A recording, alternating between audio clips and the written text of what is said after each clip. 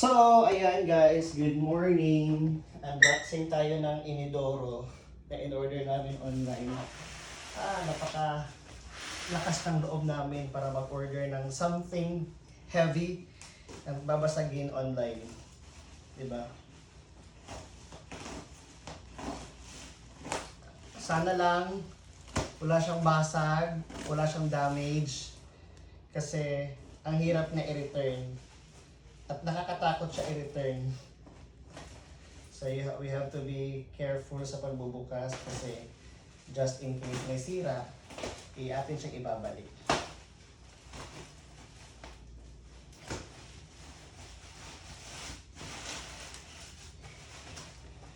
Hindi kasi kami nag-orders dito sa malapit sa amin kasi wala kami nagustuhan. Tapos yung initial talaga na decision namin na nagpagawa kami ng CR is hindi na kami magpapalit ng Inidoro kasi nga maganda naman yung Inidoro namin, malinis pa, maputi. Kaso parang napag-decide namin na okay, sige na nga lang, mag-change na lang tayo ng Inidoro. Kaya late to siya na order. Thank you so much, pay later. Nangutang talaga para lang may bagong Inidoro. Pero isa din yun. Hindi kami bumili noon kasi nga din mahal tapos hindi maganda. Tapos medyo tight yung budget namin. Nagkataon na pay later is the key. Kaya thank you so much Shopee.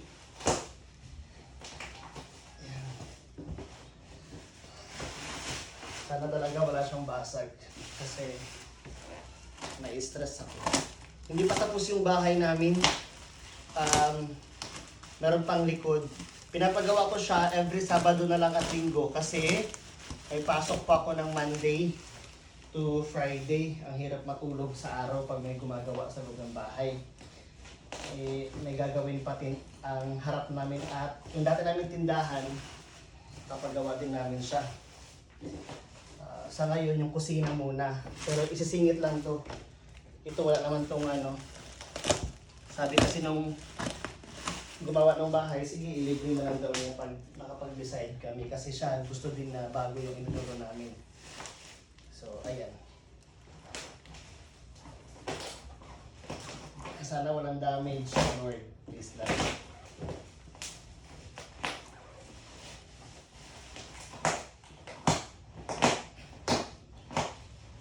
Malapit na magpasko.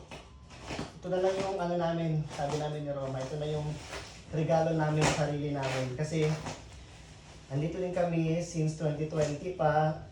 Nakapag-design nga kami dati na ibenta na lang itong bahay o ipasalo na lang kasi parehas kami sa Manila ang trabaho noon. Siya, although hindi naman siya nagtatrabaho dati, siya, nag-stop siya. Kaso nga, yung mga kapatid niya, mga taga-Mandaluyong. So, lagi na binibisita. Kaso ayaw ko benta ng bahay. Baka talaga para sa amin siya.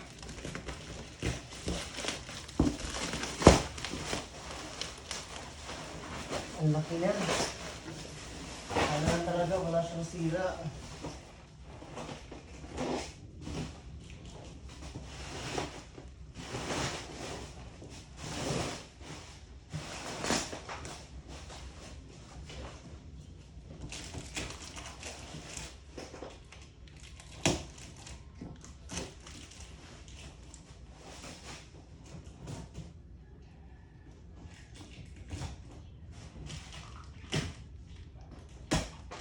Time-lapse ko na nga lang.